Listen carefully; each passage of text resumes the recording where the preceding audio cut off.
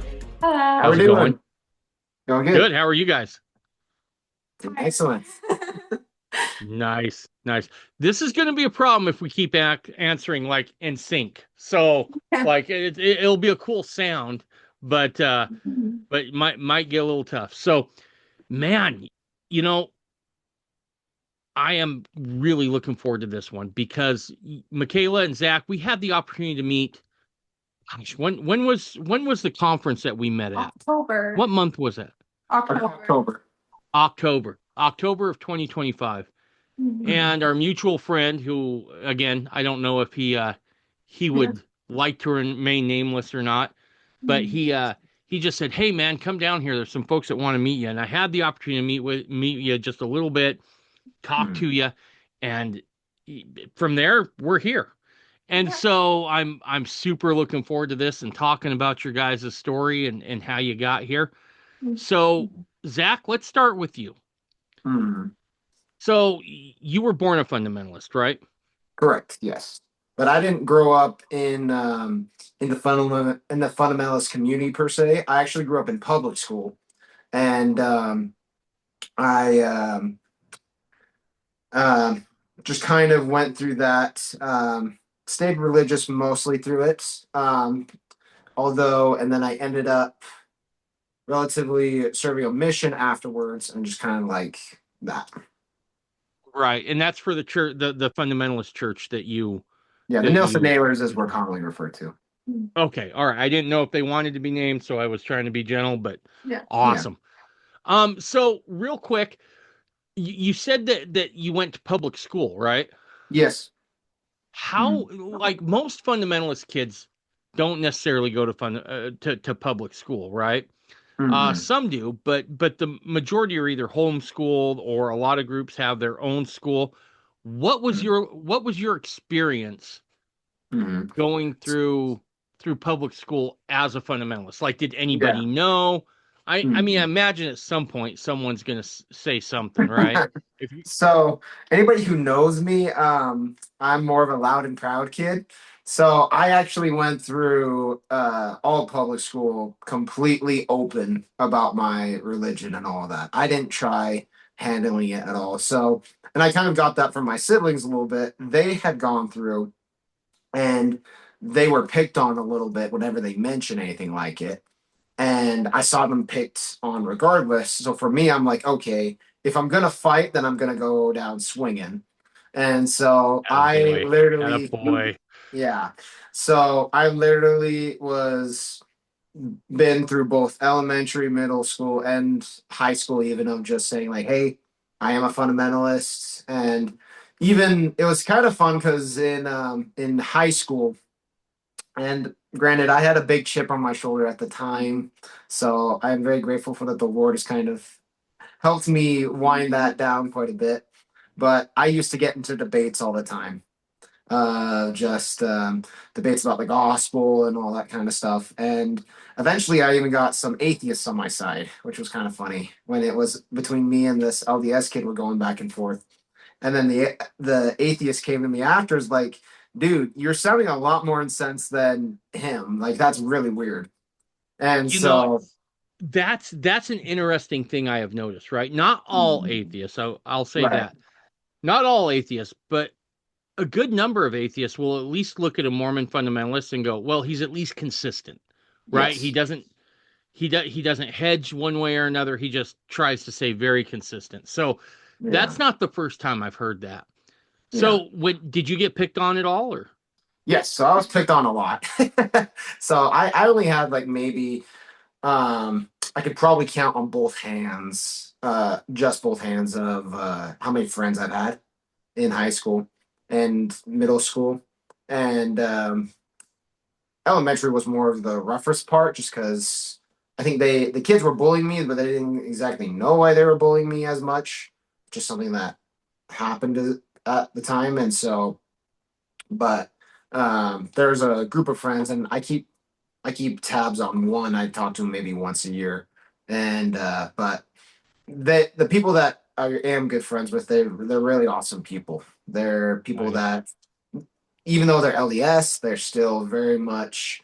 respect me and my beliefs, and I respect them and their beliefs. And we just kind of went through high school. And I did football and wrestling, both in high school and middle school. And My once, man. right? That's what I did. So Mm-hmm. that's where let me ask this question. Was it the same on the football team as it was in like normal school? I would say I got a little bit more respect because there's a more of Yep. a brotherhood, a little bit more camaraderie.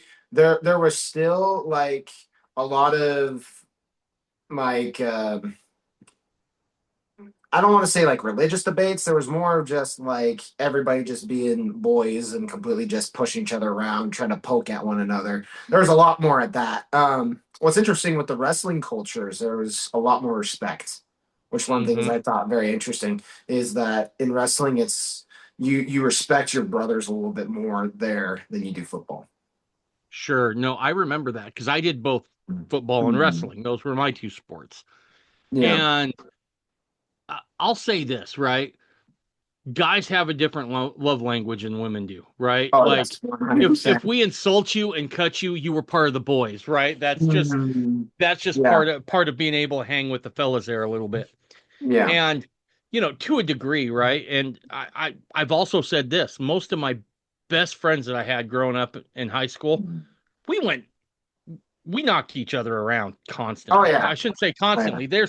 You know, you you get into a little squabble, you pop each other in the face, and it's usually done, right? But Yeah. interesting. So would you say that your experience in public school was like a net positive, a net negative? Like what was Um, your thoughts I there? would say it's a positive because I made it so is the thing. Okay. Is like I think overall, especially with my siblings and the way they've talked to, they didn't like school. They were like the ones to completely get out of it a lot of the time. Like they just didn't want to be there. Right. During my especially toward the end of my junior and senior year where I had things completely figured out for that setting, I really enjoyed it. Um Glad I didn't stay though. Like that's the thing is with my high school, I heard like the year I left, they completely gotten rid of the dress code. And so just the whole morals of the school and everything just started to absolute tank after I Gotcha. left. So it's like I appreciate the experience that I definitely had for sure. Gotcha. Gotcha. So now with your mission, was that like a proselytizing mission, a service mission? What kind of mission was that? So this was a service mission. It was, but we helped all the groups. Whoever asked for help, we usually had a great time to help them out. And I served from Canada to Salt Lake, Arizona, Missouri, Idaho. I served everywhere. Um, and it was just mainly people that wanted help, and we just got together a bunch of group of boys. Then ended up Isaac was the one that was running it at the time. Um, but then we just kind of went and helped, and it was one of the most spiritual and best moments in my life. I think it definitely shaped me to be the person I am today, for sure. What do you think it is you took away from your mission experience, right? Is there like one thing that you can really remember where you're like, oh, this is going to stick with me forever? Yeah. Um, Although I lived my father lived plural marriage until one of his wives left him, and I had fond memories of the beginning of the family, but then when she left him, things ended up starting getting nasty. When I was on my mission, I had a chance to really see plural marriage and the way other families were living it. And there was one story in particular, one family I was living with, and I remember coming into the house and seeing the older kids and the younger kids both playing on the floor. The two wives at the time were just talking and just having a great conversation in the corner. And the love of that house was very overwhelming. It was amazing. And then I remember the father coming in. The whole kids kind of stopped, went and said hi to dad. The dad ended up checking in with the wives real quick and then went to the floor and played with all the kids, like all the kids, all ages. And that's when I really got my testimony that this is something beautiful. And in that moment, that beauty of that is the most beautiful thing I've ever seen. It's I've been to the ocean, I've been up in the mountains, I've seen all types of amazing, beautiful landscape. And a house that's living the most that they can to the gospel of God, that is the most beautiful thing I have ever seen. And that's what I want to implement in my Gotcha. family. Gotcha. Okay, let's do this. Let's keep going until right Hmm. before you meet Michaela. Okay. Gotcha, gotcha, gotcha. So, So as you have this experience and you come home, what do you mhm, do next? right. So, um, when I came home, it was a little bit of an interesting shock. I end up coming home and I end up um, just kind of going through life. They have this thing in the LDS. I've talked to a couple of my buddies over there, and they say that you have post mission depression. And I said I got that a little bit when I came home, just because you're going from a place of serving everyone you know versus not, and you're getting a paycheck, and you got a car and money, which is very nice. That was very different, but you just don't get the same fulfillment. So I ended up spending a little bit of time off that, and then I actually was married once before, and then needless to say, things happened, and we ended up separating, and and I remember that was one of the hardest times of my life because Okay. I didn't have the money to move. I had to stay in the same house I was at the time, and still am there today. But I remember just sitting in my house being like, I gotta get out of here. I gotta not spend so much time at home because that's what would happen. To back up things a little bit is because I feel impressed to share this story. Is when I gotten home from my mission, I was wondering if I should have moved out then. And I prayed about it, pondered it a lot, and I got the impression if you stay, you'll have what you need. And fast forward to after me and my previous marriage had ended, I was emotionally just in the dumps. Like I'd come home and everything would just hurt. Like my whole body would just hurt. And one time I came home, it was actually about this time, it was in February. And it was raining outside, and I look in the fridge. There's no food in the fridge. I've had a bloody nose all day, and one thing that my family likes to do is we like to put something called air in our nose, AYRE, and it's like just like a little gel that helps with a bloody nose. I didn't have any of that, and then I'm like, okay, well, I got to go out. Tired, but I still got to go out to get food, eat something, and then also get something for breakfast tomorrow. And as soon as I'm about to hit the door, then my phone starts to ring, and it's my mom. And end up answering it, and she said, "Hey, I made a thing of soup. How about you come have some dinner?" And I was like, "Sweet."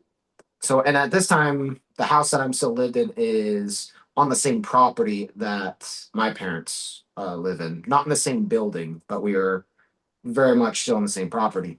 So I end up walking over there. And one thing about my mom, she makes some of the best soups. I love my mom for that. She is an absolute talent of that. So I end up having this warm bowl of soup, and I ask her, "Do you have any eggs that I could have for tomorrow's breakfast?" And then she gives me like a big, it's like 2 or 3 dozen eggs, like one of those cartons. I said, Right. "You." And then I asked her, "Do you have any air for my bloody nose?" She goes, "Let me check." She looks in the regular spot, nothing there. And she's like, "Let me go check one more place." And she usually doesn't put it there, and that's in the back of the cabinet in her sink in her bedroom. But then she finds this little box with this one tube left in it, and she ends up giving it to me. And I remember walking home and the clearest day of if you stay, you'll have what you need. And ever since I had that, I was like, okay, I'm in it to stay. Let's end up just trying to stick through this. Then I end up still staying in the house, but I'm like, I need to get out of here. I just can't physically stay here as much. And I'm scrolling on Instagram, and then comes, as many people know me, I help out at Dusty Boots, which is a dance place that I help. I during the social, I'll take couples in that are kind of struggling a little bit, and I'll teach them some dance lessons. And um, that's where I ended up really having a really amazing time. And then the instructor comes. Well, let me back up a little bit because that was actually very interesting. So I have the thing scroll on my phone. I took ballroom in high school, so I've always been a relatively good dancer. My mom kind of pushed me into it, and I fell in love with it. And so, because of my background in ballroom and also a little bit in wrestling, I can see someone's movement and then copy it pretty quickly. And so the guy that owns Dusty Boot, he looked at me and says, like, you pick up moves pretty quickly. Do you want to start instructing and I'll teach you how to do this and then you can learn more and that kind of stuff. So then I started going to the classes, the instructor classes, and learning how to teach and all that kind of stuff. And then eventually he let me start being on staff and that kind of stuff. And so that's where I can't currently am now. And it's interesting at how much that has come up over and over again. That if you stay, God will take care of you. It may not be what you want, but it is you will have what you need, which has been very interesting. That's so interesting how the Lord works with each of us differently in those types of circumstances, right? Mm-hmm. Because, as I think everybody knows that listens to the podcast even a little bit, I Mm-hmm. started out this whole fundamentalist journey because of plural marriage, right? That wasn't my reason to go in. That was something that happened that caused me to look at the rest of fundamentalism. But I remember when that one ended, I remember very clearly the instruction I got was close this chapter, move on, Yeah. right? Sell this place and move on. And I was like, I'm not selling it. It's a nice little piece of ground, 5 acres, middle Yeah. of nowhere, almost to the Oregon border. And yeah, it's interesting the differences, right? Now mine took me through North Dakota, and that's because I think I'm Mhm. hard-headed and God's most petulant child. So he punished me with North Dakota. That's And fair. That's fair. my Mhm. apologies to anyone who lives in North Dakota, but I won't apologize to North Dakota. That place is rough. God put the oil there so we wouldn't feel bad about getting it. There you Um, go. it was rough, but it's interesting how the Lord deals with us so individually, and Yeah. yet worries about all of his children, kind of on the macro level, right? Sure. So, what do you think it was about going and teaching dance that kind of helped you through that time? Mm.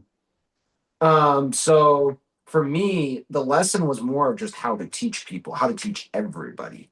So the my instructor, he is such an amazing person, incredibly smart. He breaks down things on a level that I couldn't even imagine. He taught us how to break down things.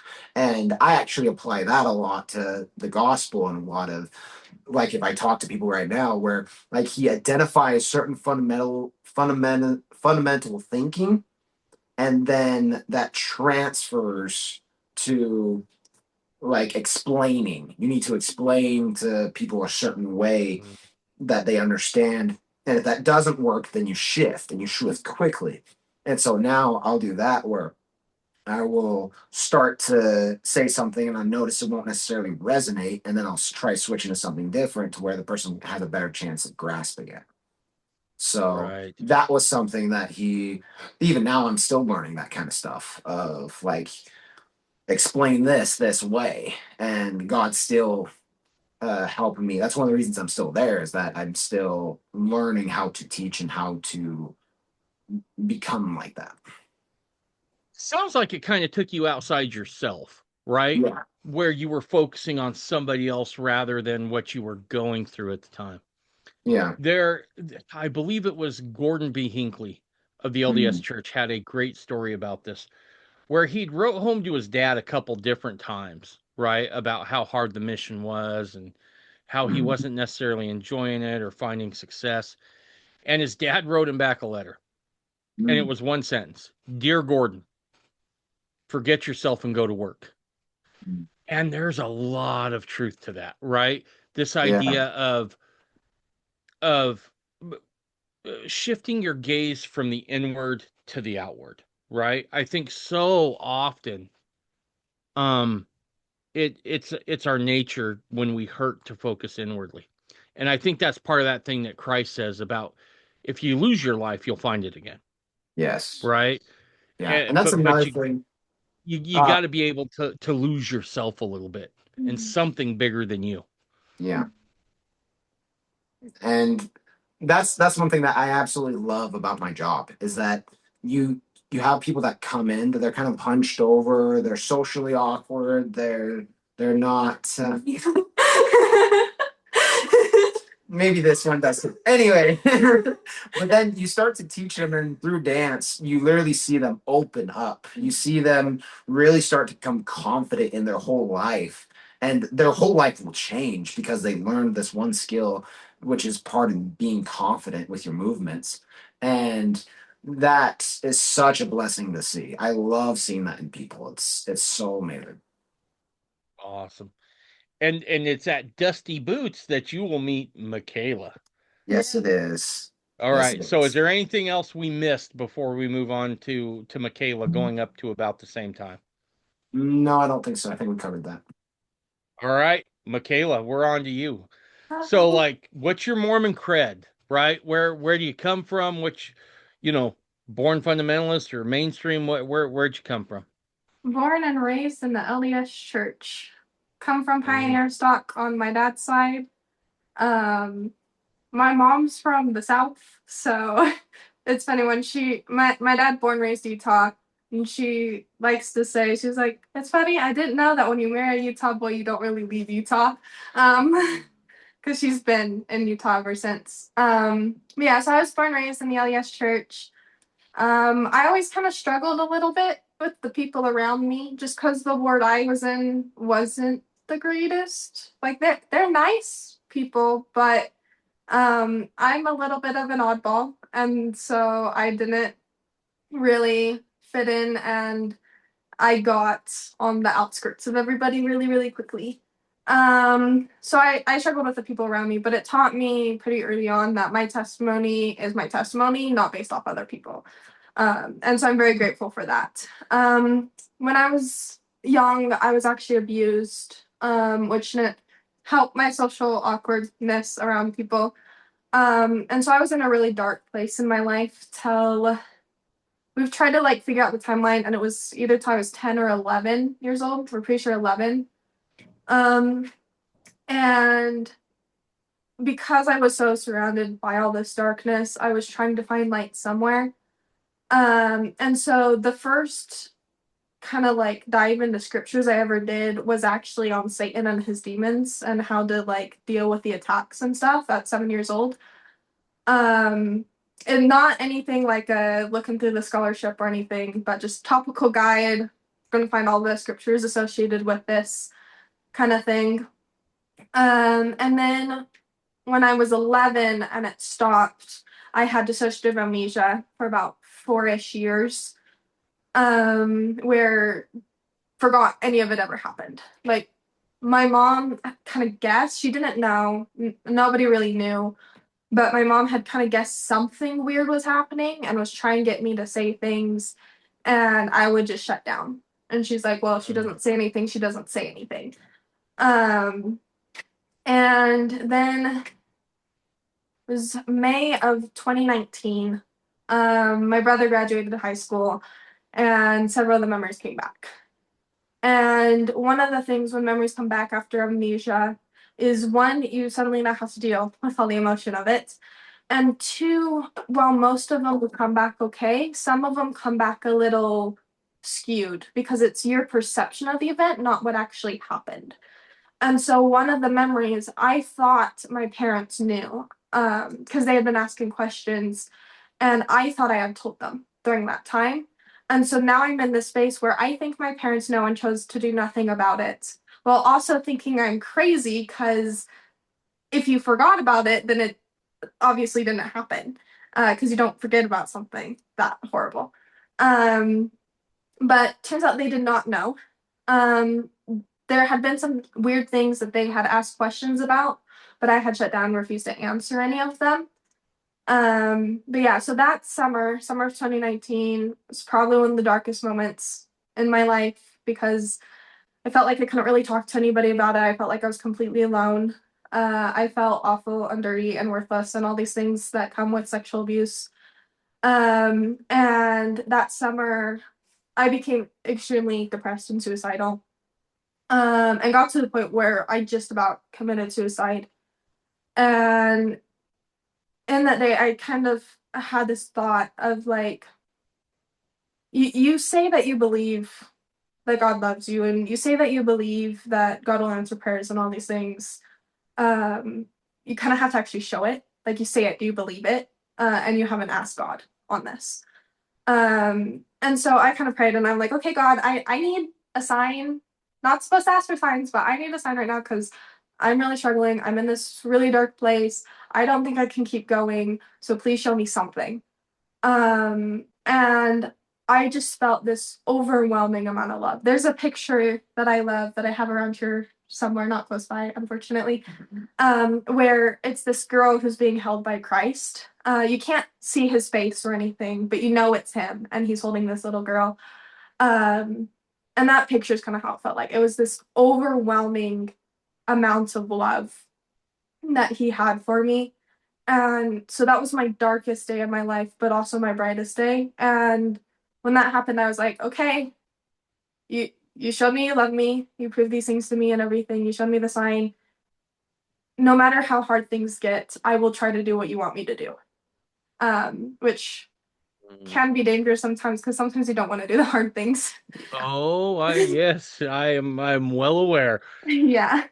So then when school started up again, I had told a couple of my friends about it, but I'm like, I can't tell anybody. You can't tell anybody. Like, nobody believes me because I felt like I've told people before. I feel crazy. And they kind of pushed me to tell somebody. I ended up giving a letter, because that's how I communicate. I gave a letter to my seminary teacher. And at the time, we would do like spiritual thoughts every day in seminary, where like you would prepare something off like a scripture or some gospel principle you'd be thinking about. I wrote like short essays for these because I was an odd nerd child. And so he thought it was one of those. And he's like, oh, I'm so excited to read this and put it in his bag. And I was like, that is not what you think that is. And then due to circumstances, he ended up not reading it for a few weeks. I think I gave it to him in October. He didn't read it till beginning of November-ish, maybe mid-November. He started reading it and then he came to me and he's like, okay, I did not finish reading it because of how dark it was. Because what I was doing at the time too was to try to process what I was dealing with. I would write in as much detail what had happened to me and the few memories that I had. And so it was one of those. And so he started reading it and he's like, I can't read this and I'm a mandatory reporter. And so he reported to the police, but he's like, I just wanted to let you know beforehand in case there's anyone you need to talk to. But tonight I will be calling the police and DCFS and all that. And so I ended up writing a note for my parents, and that's how they found out. Um, and that's when I learned that, oh no, they didn't know. And so that all went to court. I was the only witness to speak because they couldn't verify a lot of the other victims, and the ones they could, they decided were too young to speak. So I was the only one to do so. And then because of the time everything hit, we go into 2020. Everything shuts down because of COVID. And so his sentencing ended up being March 31st, 2020 through Zoom. So I was present for the sentencing, but I was at like a lawyer's building or something. I can't remember exactly where. I was not in the room with him, which I'm incredibly grateful for. Your parents are Well, helping I you a lot bet. this time. Yeah, yeah, my parents are helping a lot. Um, Basically, all I had to do was write a witness statement and then be interviewed by DCFS, which I thought lasted 30 minutes. I was talking to my parents about it a little while ago, and they're like, no, that interview was like 3 hours long, which means I've blocked most of the interview from my memory. I don't remember it. I remember very little of it. My mom was helping us a lot. Personally, my dad was the one dealing a lot with the court and everything like that.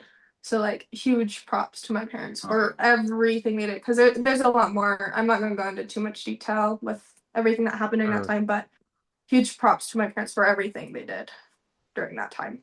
So, Ooh. yeah. All right. They're first, thanks for being vulnerable and sharing. I know that can't be easy, and I'm sorry you had to endure that. But there's a couple of things that you said in there that that I think are really good parallels in life in general, right? That day you talked about, that it was your darkest day, but it was also your best day. Yeah. I look at the first vision a lot with Joseph, and we are quick as Mormons to focus on the part where the father and the son show up to him, as we should be, right? But I don't think we give enough attention to when right before that, where he says, I was almost enveloped by darkness, right? There was a great darkness that was seeping in, and it felt like I was left to abandon. That's a pretty dark day. And then in a space of just that fast, light appears, and then it becomes one of the best days, not just for Joseph, but the rest of the world, right? That your story there, Mckayla, I think has a lot of parallels to that. Let me ask this question.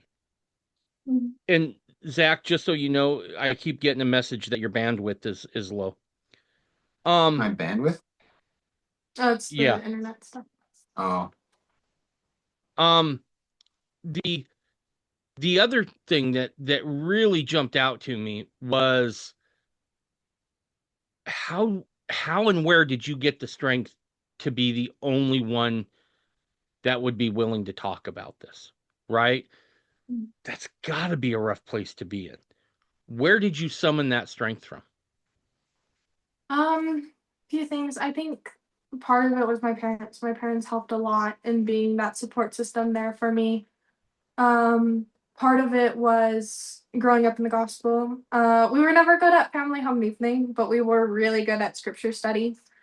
And we'd wake up at like 6 o'clock in the morning to read scriptures as a family for about 30 minutes every morning.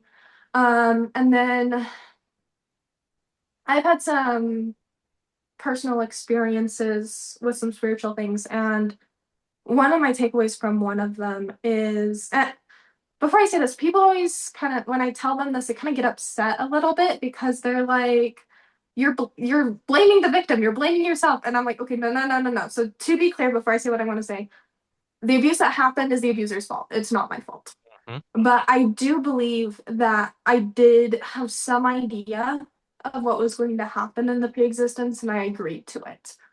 Part of what helps too is that dissociative amnesia. I have viewed it for a very long time now as God kind of placing a veil over my mind to protect me. There was a period in which I was kind of upset because I'm like, you had me forget all of it and then remember all of it. Why not just keep me forgetting, or why not keep me remembering? And my favorite play, that's also a book, is Tale of Two Cities by Charles Dickens.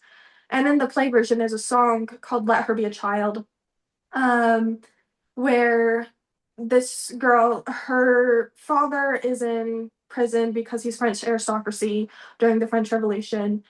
And then they have this family friend who named Cardin, who he has the opportunity to either just stay with the family and take care of them, or he can switch out places with the father and save his life. And so it's kind of this song that they're both singing about, okay, well, this is all about her. What does she need? And he ends up switching places with her, but part of the lyrics are, uh, she mustn't ever wonder if God might love her less. And the whole song is about, okay, she needs to be a child. She needs to be protected and saved from the dark things of this world.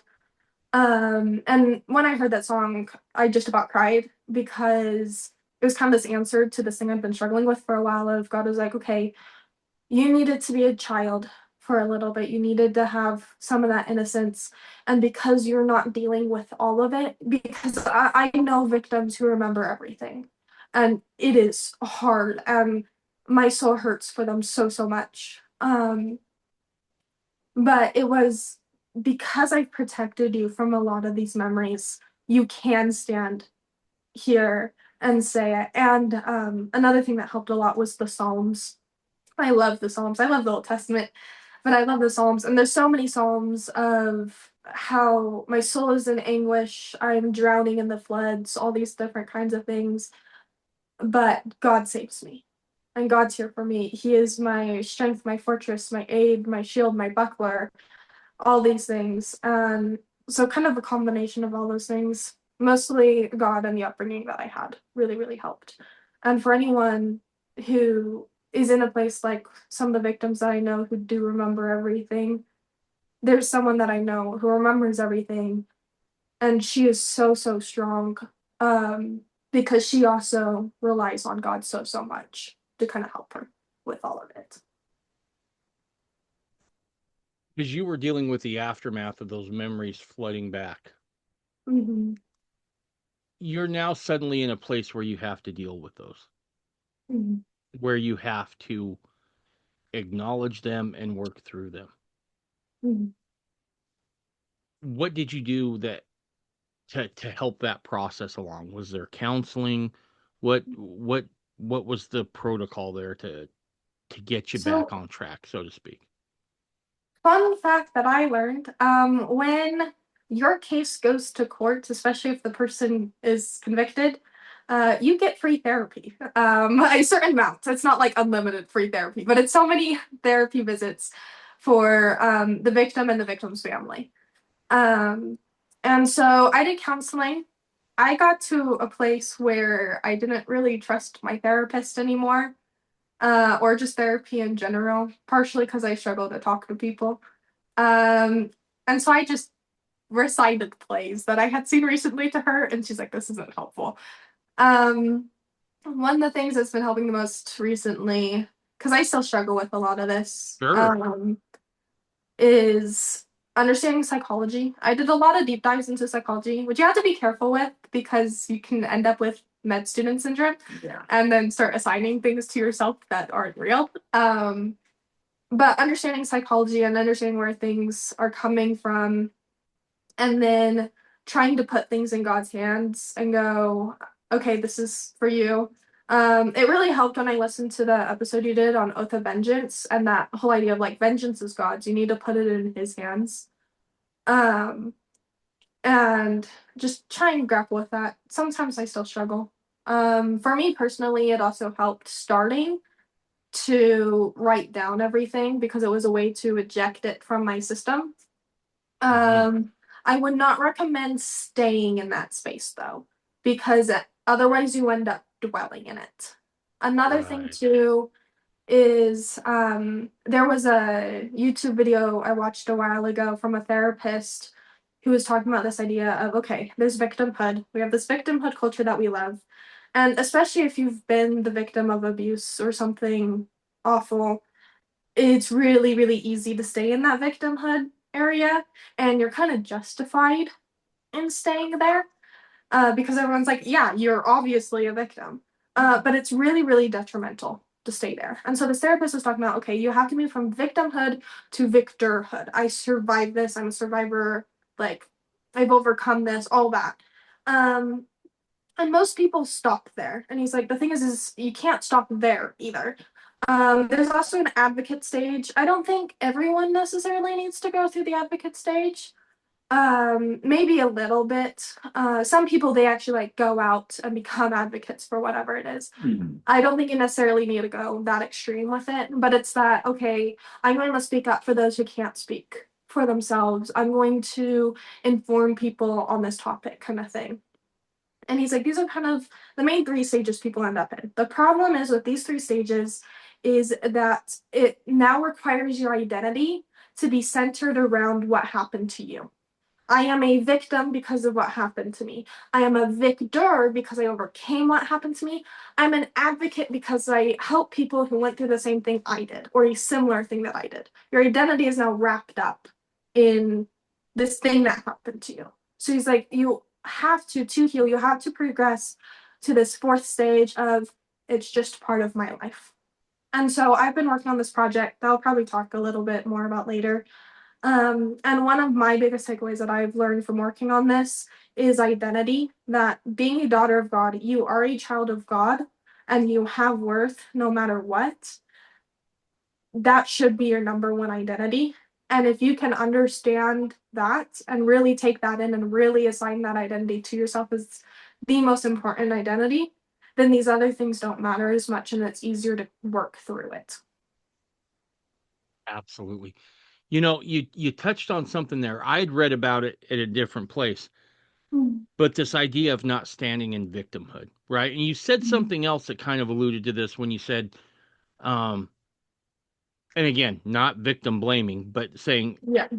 if you follow Mormon theology, I kind of chose this, right? In terms of I knew what I was getting into because of the restored gospel's belief in a pre-existence, those sorts of things. What There's people been don't a get, what's that? I was just going to say, there's been a thing recently that I've been hearing more of, which I'm grateful for. It's something I was raised with what happened to you is not your fault. The abuse that happened to you, someone being mean to you, whatever, is not your Right. fault. What you choose to do afterwards is. And you have to 100%. take accountability for what you do after.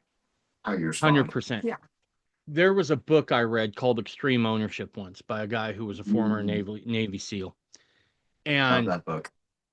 what's that, Zach? I've read. I actually read that book on my mission. So I did It's a read a great couple book. books on my mission, but it is fabulous. Jocko Willink.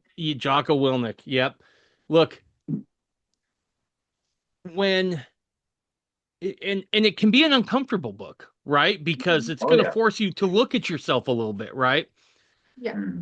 But he talks about just owning it, right? Whatever it is you're going through, you own that. Because when no, as you talked about, Mckayla, nobody should stay in that victim space, right? Yeah. That should be a phase that you go through. When you perpetually say, this happened to me, right? And that's all the farther you go. You have no ownership of that. You can't work with that because things happen to you, right? When you take the accountability afterwards, as you alluded to here, and you quote, own it a little bit, own it in the sense of, okay, this happened.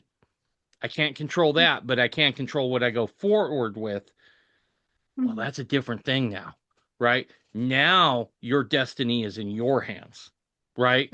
And somebody who did an atrocious thing to you no longer has power. You have divested them or that situation of all power, and you get to go forward.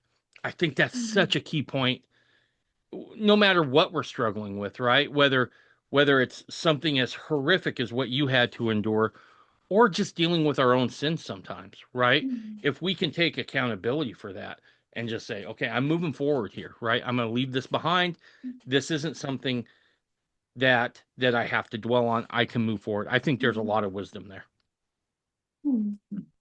So you're still dealing with it, right? I think it's probably something that is maybe lifelong. I don't know. I've never had to struggle with those things, so I won't tend to know. But once you start to heal, what's how much does the atonement help in that process? so much. One of the things that so shortly after the sentencing and everything, we were out of town. We were visiting a different ward, and so my mom decided instead of going the second hour, she was just going to do a little lesson with me and my sisters. And she's like, "Okay, we're going to talk about something. We're going to talk about the repentance process." And we're like, "Okay." Oh, Um, what? the repentance process. Okay. And she's like, "We normally think about this just with sin. Of okay, I have sinned. I'm going to acknowledge that I did something wrong. I'm going to try to make amends for it. I'm going to try to seek forgiveness. I'm going to promise God I'm never going to do this again. Go to anyone I need to fix things as much as I can. Then I take the sacrament and I'm clean from it." And she's like, "The thing is repentance is so much more than just the sin, because repentance is part of atonement. It's part of turning back to God. It's to turn again to God and align yourself with Him." And so she's like, "This is true if you're the victim of something that has happened, whether that's just somebody was mean to you, somebody slighted you in some way, or something as egregious as abuse." And she's like, "What this looks like for that side is you acknowledge that something bad happened and you place the ownership and accountability for that bad thing that happened on the person who deserves it." So, like, for example, I look at my abuser and I go, "You abused me, that was not okay." And then you look at yourself and you go, "Okay, I need to learn to forgive him." There's a quote that I love that says, "Today I decided to forgive you, not because you apologized or because you acknowledged the pain you caused me, but because my soul deserves peace." Um, so you learn to forgive, you learn to put it at Christ's feet and go, "I can't deal with this, you need to take this." Then you take accountability for what you have done. Did you act poorly as a result? So for an example, to get even more vulnerable, after all these memories came back and everything, I also self-harmed a lot, which is pretty common in a case like this. The self-harm is not the abuser's fault. The self-harm is my fault. I chose to do that. I chose to desecrate my body in that way. And so I have to take accountability for that, and I have to repent for that. And then finding this healing and going to Christ, partaking of the sacrament, and okay, I'm going to be healed from not only these wrongs I've committed, but also setting down these hurts that other people have caused me. Right. No, that makes perfect sense. Man, your mom sounds like she was on top of it, right? Yeah. Once she knew, she was like Mhm. all over it. So props to her for doing Yeah. that work. That's incredible. Okay. So now let's unless there's something else you want to share about those experiences, let's move forward here a little bit. If you're comfortable with that. If there is something you want to talk about again with that, let me know and we can stop here and while you do that. Mhm. But so how do you find yourself hanging out with on a Mormon fundamentalist podcast being There's a engaged to a Mormon fundamentalist? Let's go through that story. Yeah, okay. So because I didn't want to really deal or process with anything at first, I kind of threw myself into school. I've always been ahead in school. I know this doesn't sound like it relates. It does. Um, but so I ended up actually graduating from high school a year early. But because of that, I didn't finish seminary. And seminary actually kind of all got screwed up when I was in high school anyway, because they changed the program from what it was to Come Follow Me. So no matter what, I was missing at least one book of scripture in it. And so I was actually supposed to repeat Doctrine and Covenants was the first one I did. I was supposed to repeat it for my senior year. But they're like, "Okay, well, you've already done Doctrine and Covenants, but you haven't done Old Testament. So when you go off to college," I wanted to go to BYU. Both my parents went to BYU. They rejected me. I cried and ended up going to the U. So, You were um, so lucky. You don't even know what kind of bullet you dodged. As yeah, a guy who went to Boise State, we say every time a cougar cries, an angel gets its wings. So, like looking back no. on it, I'm incredibly grateful. And like everybody was encouraging me in that direction. At the time, I wanted to go into biomedical engineering. And then not too long after that, realized the only reason I wanted to do that is because they tell you in school if you're a girl and good at math, you better go into STEM, and that's the only thing in STEM I really wanted to do. So Gotta love the system. yeah, that's all Yeah. like I wanted to be a writer all the way up until ninth grade, and then they're like, "You're not gonna make anything being a writer, and like you're good at math, go into STEM." Anyway, and so it was like the last day. So like there was a deadline, and then there was like an extended deadline period, and it was like the last day of the extended deadline that they're like, "Okay," and I put everything in, and like within a week they're like, "And you're accepted," and I was like, okay, like this has to be from God because like there's no way. And so I went there, and because I was missing the Old Testament, I took Old Testament. And when I walked into Old Testament, he's like, okay, I like talking about all the things nobody else wants to talk about. The reason why I teach this class every semester is nobody else wants to, and I love it. And so we went into all the weeds. So we were supposed to get to, I think it was the end of Second Kings by the time we were done with the semester. It took us a month and a half to get through Genesis, and we sped run the last 10 chapters. So we had like 3.5 months to do it. And it kind of opened up this idea of, okay, no, scholarship is okay. Let's look into the deeper things. Let's read more and all this kind of stuff. And so I took Old Testament from him for 2 years.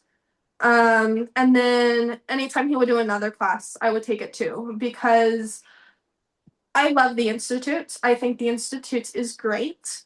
However, with where I am at, a lot of it comes off as very surface level to me, and I struggle to pay attention because they're teaching to a broader audience for wherever you are, which is good and fine, but it didn't work for me. And so there were very few teachers that I actually liked taking classes from, because they were the teachers who were like, okay, ask weird questions, and if I can't answer it, I'll go look it up, kind of thing. So the last semester he was there, he did a class on Foundations of the Restoration. And he's like, we're going to talk about all the things nobody wants to talk about. So we're going to talk about plural marriage. We're going to talk about law of adoption. We're going to talk about Hunts Mill Massacre. We're going to talk about Mount Meadows Massacre. We're going to talk about all of it. And any questions you Was have? the course titled How to Become a Fundamentalist 101? Was that kind of the, like, was that the name of the course? I mean, holy cow. Yeah. And like for every topic he would do, he would put up 5 books on it. The 5 books would range from, this is a very faithful perspective on this event, to this is somebody who kind of hates Mormonism perspective, and everything in between. And so he's like, here's all the sources so you can look at everybody's perspective. Objective. To this, it's like, I'm obviously doing this from the LDS perspective, and this is the way that I'm going to teach it. But so like that was the first time I ever heard about the second anointing. It was the first time I ever heard about women's blessings or anything like that. And like he brought up all the reasons of like why we don't do it anymore and stuff like that. But like it was the first time I ever heard about anything like that. So did he cover Adam God? No. He did not touch that. Or if he did, I don't have any notes of it, and I don't remember it. Okay. So I was just curious. Yes. I have some thoughts I'm not going to share, because if they're true, I don't want to get him in trouble. He is a very, very faithful Latter-day Saint who sticks to what they tell him to teach. Other than the weeds he likes to get into, that is within stuff he won't get in too much trouble. I'll tell you what we'll do. We'll make sure we edit out his name, because I don't want to. Yeah. I don't want to get this guy in trouble, because it sounds to me like he's doing some great work, right? Like if he's willing to dive into those and then say, not only dive into them, but say, here's what I think, but you should read this book from the other side. Yeah. That's a guy with no fear intellectually, and I dig that, right? And so, yeah, that dude needs to stay right where he's at. He's doing a great work. Yeah, he's great. He's said some things that have made me wonder if he has at least considered Adam God, but I've never heard him ever talk on it, and he stays away from it. So I don't know where he lands on it. and I don't want to get him into trouble. So, I see those eyebrows moving. I want to, since I've looked into it, because it's been a while since the last time I talked to him. Since I've looked into it, I kind of want to ask him, but I also don't want to get him in trouble, and I know the people he hangs out with. So, and Check. yeah.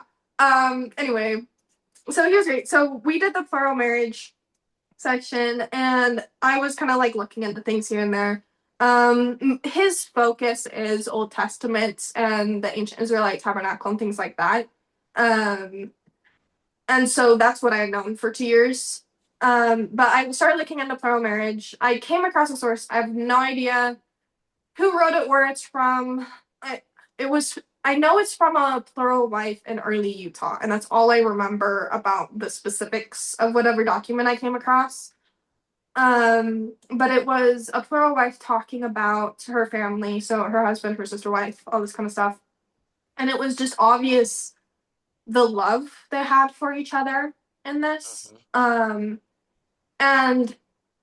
it was very much like, okay, this is a true principle. Like, it wasn't some men decided to make this up to like whatever. As you'll hear from people sometimes. But this was a true principle, but we don't live or practice that anymore. And I got this impression of whether in this life or the next, you will live this principle, which freaked me out because I'm like, we don't do that in the LDS Church. So I'm going to ignore that, and I'm going to go back to the Old Testament tabernacle stuff. How long ago was this before you met me? Before I met you, this was about a year to a year and a half before Gotcha. I met you. Okay. I think it was a year and a half before I met you. Because I did 1 year of class, because he ended up leaving the institute. They transferred him to another seminary. Yeah, the teacher. Because they're supposed to like rotate every so many years or whatever where they're at. So he had hit his mark, and so they rotated him to a seminary. And he wasn't gonna tell any of us. I found out through another teacher who was like, "Oh, I know that you really like this teacher. By the way, like tomorrow's his last day." And I was like, "What?" So yeah, so I talked to him, and he's like, "Oh, I just didn't think I needed to like tell anybody." And I was just like, "Okay, it's okay." He runs a podcast, so like there's still ways to like keep the content for those who want to. Anyway, so it was about a year and a half of then doing institute classes where I kind of like sit down because I'm like, okay, I don't really have anyone to talk to about any of these things. I don't know what to do. And I just kind of like sunk down. The best I was doing was I was working through Who Shall Ascend to the Hill of the Lord, which is an amazing book. It's very long. It's like 1,000 pages long, but it's great. It's the premise of it is the Psalms are the ancient Israelite the tabernacle script encoded and mixed up, and then this is how you see it through Christ's life in the Book of Mormon. It's a great book. So I was slowly working my way through that, but that was kind of about it, other than like going to church every Sunday, regular scripture study, that kind of thing. And at the time, I was actually waiting for a missionary to get home. I swore I wouldn't do that. I told him before he left, I'm like, I'm not waiting for you. And then a few months into him being on his mission, I'd gone on a date with a guy, and the only person I could think of was this friend from high school who was on his mission. And I was like, okay, fine, I'll wait for you. And we would talk on P days. And there were kind of some signs before that kind of showed me this wasn't going to work. Because like I tried to tell him about what I had learned from being in my institute class, and like, hey, we should talk about like a Heavenly Mother. Like, what do we know about her? And stuff like this. And he told me he was down for the conversations. And then he started throwing up quotes in my face of like, just look at the gospel topics essay. That's all we know about Heavenly Mother, and there's nothing more to know. Don't look into it anymore. And so he would like throw those quotes up in my face, and I'm like, okay, so you don't want to talk about this. And he's like, no, you can talk about it. And I'm like, every time I start to talk about this is what you do. So, there were kind of some signs that it probably wasn't going to work. He's a pretty good guy, and I don't know what he's up to now, but I hope he finds a good girl because he's a good guy. Just not the one for me kind of thing. And he came home. We went on a date. Going into the date, I was already like triggered up to high heaven because of some things that had happened throughout the week. But he didn't really know that. He knew I had been abused, but that was kind of the extent of it. He didn't like talking about it because dark topic, obviously. Um, and so some things happened, and I told him, like, okay, I need a break for a few days just to think about some things.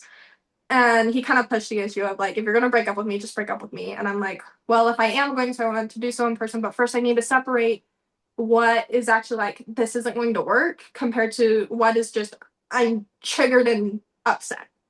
Um, and so we ended up breaking up in July of 2024, like mid July.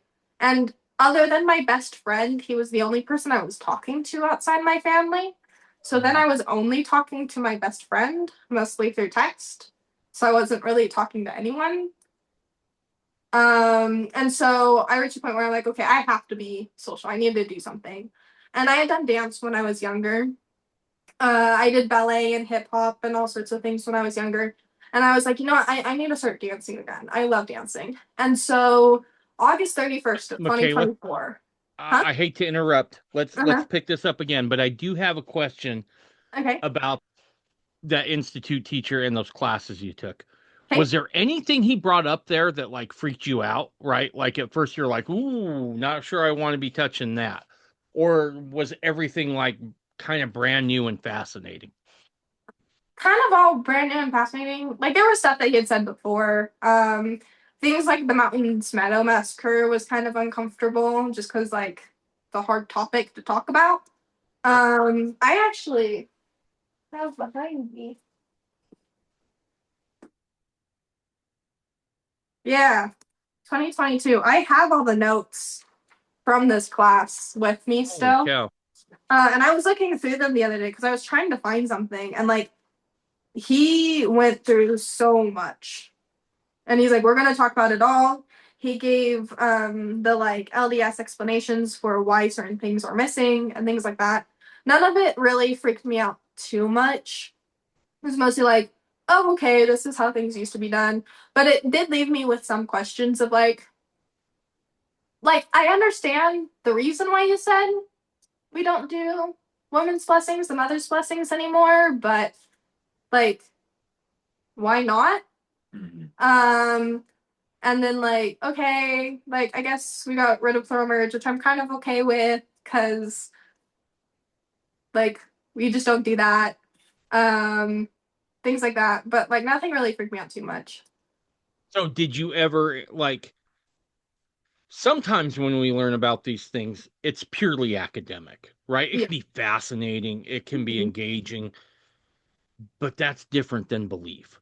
Yeah. Did you find through this class and going through this old some of these older things that your belief increased to include them, or did everything just remain purely academic?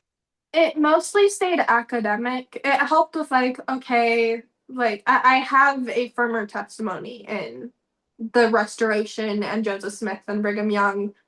Most of it was like brand new information on things that I was unaware of. So like I didn't know about second anointing. I didn't know about women's blessings. I didn't know about all these different things. And so some of that was kind of just brand new. So I didn't even know what to do with it because it was just like, oh, huh, interesting. Um, really the only thing that really I gained a testimony of more than I already had before, because mostly it was just testimony building. Um, was plural marriage of okay, no, this is a true principle that was lived. But I was also in the like LDS mindset of, but we don't live that anymore. Sure, sure. Okay. So No, I was just curious about that because it sounds like you were exposed to a lot of new things, right? yeah. If you have a seminary teacher that's willing to be like, and this is the second anointing, like Yeah. that seems like a heavy load to drop right off the bat. Yeah.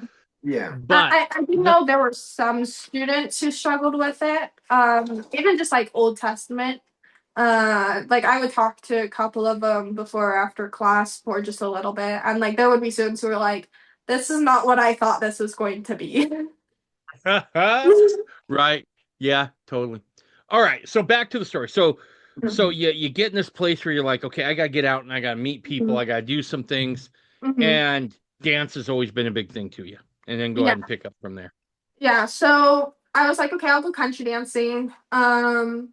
And so I looked at places, and there's a few places in Utah to go, and A few months back, Justin Frankham had an idea to make learning about the fullness of the restored gospel a lot easier. It was an idea that once I had my mind wrapped around it, I felt like it could do a lot of good. Mormon Legacy Ministries is a multi denominational ministering effort to provide a safe landing place for Mormons to land until they find their forever church home, while at the same time offering folks an opportunity for worship and fellowship. Here's a little bit of what Mormon Legacy Ministries is offering. Every second and fourth Saturday of the month at 3 p.m. Mountain Standard Time, a sacrament meeting is conducted by Joshua Erickson. Every Thursday at 6 p.m. Mountain Standard Time is the Gospel Fundamentals class hosted by Elior Walker and Braxton Bogard. Quarterly men's meetings are also held. The next one of those will be Saturday, February 14th at 6 p.m. Mountain Standard Time. There's a women's organization, and to learn more about that, go to mormonlegacy.org and click on that link. Finally, for a limited time starting February 2nd at 6 p.m. and every Monday after that at 6 p.m. Mountain Standard Time, a discussion group will be held on the book The 5,000 Year Leap by Cleon Skousen. So, whether you're an independent Mormon fundamentalist or maybe you're a Mormon fundamentalist already in a group, but you want more opportunities to learn and serve, or perhaps you're an LDS person wanting to learn more about what your theological cousins believe, or maybe even you're not a Mormon at all and you're just curious about the faith, Mormon Legacy Ministries is the place for you where you can go to learn all those things from the comfort of your own home over Zoom. To get there, all you need to do is go to mormonlegacy.org and then click any or all of those classes that are being offered there. Again, that's mormonlegacyministries.org. Go there today and sign up. and all my life was in Salt Lake at the time, so I was living in that like close to Lehigh area. But I was working in Salt Lake. I was going to school in Salt Lake. Anything even semi-social I was doing was in Salt Lake because I also have climbed for years. I taught kids to climb for like 4 years in Salt Oh. Lake. So it's like, okay, wherever I go, it has to be in Salt Lake because that's where I am. Um, so Dusty Butte was like the one that came up on the list that like seemed like, okay, that seems okay. And so I went there and I met him on the first day. I remember he doesn't, but in his defense, he talks to like tons of people. Yeah. So I was meeting close to like between 50 and 100 people every month. Yeah. Just because of how much I was talking and how much I was trying to help everybody have a good time. So it's interesting that you're both wounded, right? As you find yourself at this one location. Yeah. Mm-hmm. And so when you first meet him, what's your thoughts, Mckayla? So I actually realized recently that I had seen him and heard him talking a little bit before I talked to him. But when I first started actually talking to him, because he's there to help people learn how to dance, at the time I'm showing up, he came up to me as like, okay, you obviously need help. You don't know what you're doing. And so he was trying to teach me how to dance. Very politely. Yeah, very politely. Because I was showing up to try to be social.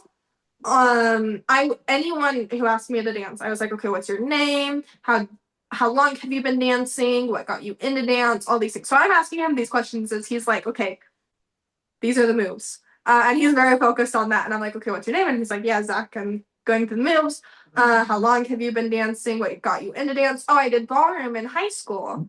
And then I served a service mission and then ended up here after. And I was just like, oh, a service mission. No, you didn't say serve mission. You just said mission. Yes. Because I was like, oh, where do you serve your mission? And he's like, oh, like Missouri, Utah, Canada. And I was like, that's not how service missions work. I I've known a few people who have served service missions, and as far as I have known service missions to be, they stay in one place. I have heard about some people for service missions, they'll be transferred to a place and then they'll stay in that place. But like, I had a friend who had recently started a service mission, and her service mission was just at home. So I was like, okay, weird. And I kind of got this impression, which never got before. Just this impression of, okay, you need to talk to this person. And I was like, okay. So the next week I came back. Quick question. Yeah. So I said mission and then service mission after you started explaining that, right? Yeah, because you said all these places, and I was like, that's weird. And you're like, it was a service mission. I'm like, that's not how service missions work. As far as I'm aware, that's not how service missions work. And so I came back the next week, talked to him. I don't really remember. It wasn't much of a conversation, so I don't really remember. And then I was like, okay, well, I want to get better at dancing too, so I'm going to start taking the dance classes on Monday. So it was Saturday we met, another Saturday, and then the Monday following that. So a little over a week and a half later, he had shown up to help. It was an intro class. It was 101. He had shown up to kind of help out with, okay, we need more leads to help and everything. And so we were talking after, and I was talking about the Psalms and who shall ascend to the hill of the Lord, this book I was reading and everything. And he was talking about this other book on Sermon on the Mount. Yeah, Sermon on the Mount by Emmett Fox. It's what really got into me and kind of introduced me what's what I'm looking for, the specifics of Hebrew and how one word can actually mean multiple things at the same time. So like context is very important. Like for example, as I like to say, like bread is not only a loaf of bread, it's also a roof, money, that kind of stuff. And so when she started talking about Psalms and how the language of that is so important, that's what really got us to be very spiritually in the conversation. Yeah. And then the owner was like, okay, it's late. I'm tired. I need to talk to my instructors before I can go home. Please go away. Yeah. He was kind of nice about it, but he's like, you need to get your head. So I was like, okay, I'll leave. And then I got home, and at the time I was working swing shifts. So I was working until 1:30 to 3:30 in the morning. And then my best friend never sleeps. Because I work at a medical laboratory, so it's 24/7. And so it was pretty normal at the time for me to randomly text my friend in the middle of the night, or for her to randomly text me. So I got home, it was 11 o'clock, and I texted him the name, because we were following each other on Instagram at this point. So I just messaged him the name of the book, and I was like, the book I was talking about was called Who Shall Ascend to the Hill of the Lord? And then because of his odd comments about his mission, I was trying to figure out if he was LDS or not. Because I'm like, well, you could be creedal Christian, because they'll do little service missions or whatever. Right. And so I was like, by the way, it's by some LDS authors, if that's an issue. And he just kind of ignored that statement. And I was like, darn, because I was trying to figure it out without just straight up asking him, because I don't like asking direct questions, I guess. And so then we talked for about an hour about it before we went to sleep. And so 11 to midnight. And then I woke up the next day and was getting ready to head into work, and I'm like, I just texted a guy I barely know in the middle of the night, which is not a normal thing to do. And if he has a girlfriend, she's going to be mad at me. And so I drafted a text. So class was Monday. This was Tuesday that I drafted this text, and I'm like, okay, please don't take this the wrong way. I just don't want to step on anybody's toes. But do you have a girlfriend? And I had sent it to my sister-in-law first as this doesn't sound like I'm asking him out, right? And it's just, no, it doesn't sound like you're asking him out. So I sent it, and then he's like, oh, I'm so flattered, but we need to have a conversation in person. And I'm like, oh, he took it as me asking him out. Yeah, so for me a little bit here. So throughout the years before I met her at Dusty, well, it was only 2 years. Yeah. That I was at Dusty Booth. I actually got asked out a couple times by different girls. And because I am somebody that doesn't like to waste time or anything like that, then I'll actually take them outside and then calmly explain hey, I am very flattered that you're asking me out on all this, but I am going to live my life this way. If you have questions or anything like that, I am happy to address those. But if you're not interested in this, then we should not date. We should not even consider this. Mhm. Yeah. Gotcha. So, Gotcha. So, yeah. let's stick with Zach for just a minute here. So, when's the first time you really noticed Mckayla? Because it sounds like you met her once and you forgot. I think we met twice, unfortunately, That you before I forgot, forgot. yeah. But the first time that It's I okay. actually remember, yeah, You talk to lots of people. I was Yes. one random person. You're good. the Psalms is what particularly stuck out with that night, with how long we talked. Mhm. Like, that's when I was like, oh, this person's very spiritual and loves to talk about scripture. That's something I love doing. Mhm. That's something that I've always loved doing. And so I'm like, ooh, this is just somebody that I can talk scripture with and I can learn from. And if I have some insights to add, then yeah. So that's really the first time that I remember having interacted with her. Okay. All right. So, like, when you get that text at 1 o'clock in the morning, are you thinking she's going to ask you out? Is that kind of what your mind went to, Zach? Well, that was like 2 p.m. on Tuesday. Yeah, that was 2 p.m. on Tuesday. And for me, 2 it's p.m., like, excuse yes. me. Yeah. Yeah. For me, No. yeah, for me, yes, that's what I was thinking. I was like, oh, this is just another one of those scenarios. I will just tell her that I'm a fundamentalist and all this jazz. She may not like it and just avoid me. She may like it and like Have conversations. yeah, with just her. have conversations and then we just end up because that's what the normal thing was that I'm still good friends with many of the other women that did end up Mhm. asking me out.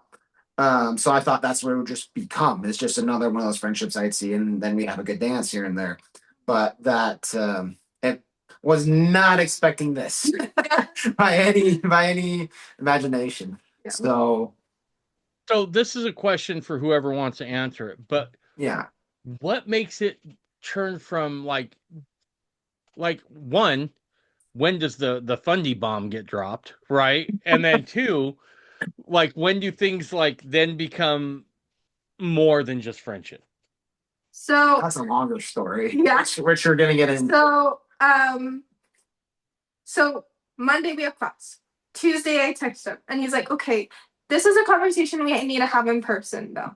I am an anxious little bean. And so I start coming up with every possible thing he could say. Yeah. From like anything from like, oh, I'm married, or I'm gay, or I'm not interested at all in you, to like, let's like properly set up a date or whatever. Which again, I was not asking him out because the way I am is I want the guy to ask me out. The only way I'm going to ask out a guy is if I'm already friends with him. And he's like, but we need to talk about this in person. This Saturday, I won't be at Dusty Boot because I'm going to be at a competition, so I won't be able to talk until next Saturday. Yeah. It was going to be 2 weeks. For my little anxious being brain, I was going to die. Because at the time, I'm also, and I still do this. I compete in national country dancing. Yep. So Or regional. and the whole time just haven't worked that out. But then my schedule opened up. Yeah, so then on Thursday, he messaged me. I was about to walk into an institute class, and he messaged me, and he's like, hey, by the way, my schedule's cleared up tonight. I will be at Dusty Boo. If you want to talk, then we can. And I'm like, I almost never use my PTO. Like, I will make it work because I'm going to die, and my coworkers are already like upset at me because I've been losing my mind. Mm-hmm. And so I met him there, and the nights, so like they do classes at like 8:15 to 9:30, and then 9:30 the social starts, and then he had to be at front desk at like 10 to 10:30 or 9:30 to 10, something like that. I think it was 9:30 to 10. 9:30 to 10. Yeah. And so we couldn't actually talk until like 10:30, whenever it was. Mm. And then the like dance nights usually go out till 1, which again, normal for me, that's the schedule I'm on at the time.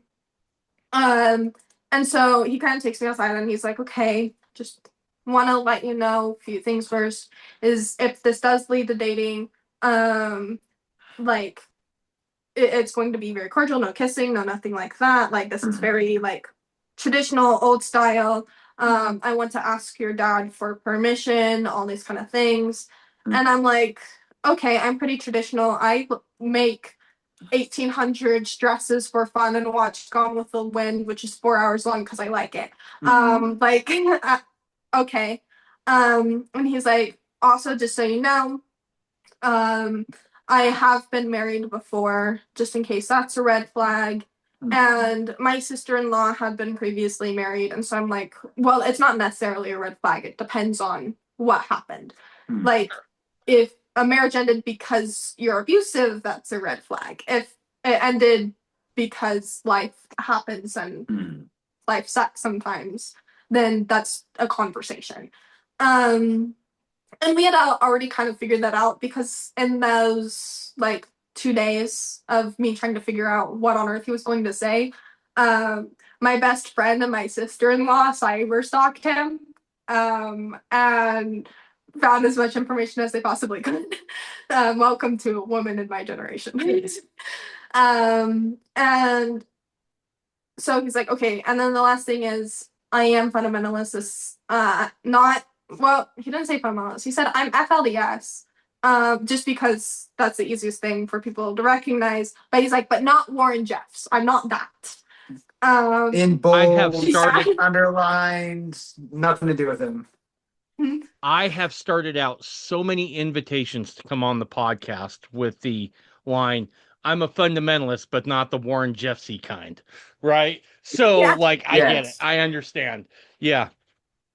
Yeah, and so he's like, I'm gonna live this way and everything. If that's a deal breaker, totally understand. If you have any questions, you're more than welcome to ask them. I'm open to answering any questions that you have. If you never want to talk to me ever again, I completely understand. And I was just kind of like, this was not one of the 50 scenarios I came up with in my head. I am now shutting down because I don't know how to respond to this situation. So I went home and I talked to my sister-in-law, and then I called my best friend and talked to them both about it. And when he said, like, I'm fundamentalist, but not the Warren Jeffs kind, I was like, I don't even know what that means. Because I didn't know that there were multiple groups. I like Right. all I knew about it was Warren Jeffs and polygamy. That's all I knew. And when I talked to my sister-in-law, she's helped some troubled youth. She's worked at several different jobs helping troubled youth. And so she actually helped some of the lost boys that came out of the Kingston group. And so she's like, okay, what group is he part of? And I'm like, I have no idea. I didn't even think to ask that because I didn't know that was a question to ask. And she's like, okay, that is a question to ask. The interactions you've had with him seem to be like pretty nice and everything. And then I'm also naturally curious about what other people believe. I mostly had LDS friends growing up. Every once in a while, I'll have a friend of another religion, but I've always been fascinated by other religions, what people believe and why they believe it.